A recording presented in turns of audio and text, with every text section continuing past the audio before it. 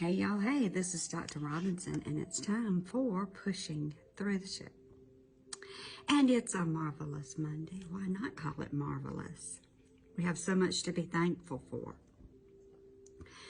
Might not have everything we want, but we have everything that we need, right? Well, that's another subject, another date, another time. But anywho, let's talk about what's in your trunk. You got any junk in your trunk? I know we all have junk drawers.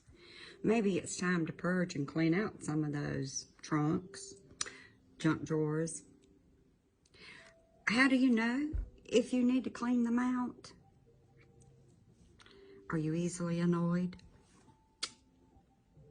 Do things people say like, tend to rub you the wrong way? And they really shouldn't. Do you speak in a harsh tone? I'm listening. Do you speak in a harsh tone? And it didn't call for a harsh tone. Yeah. Well, it's time that you clean out your trunk.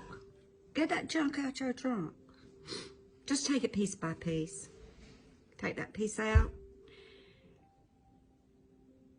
And just say,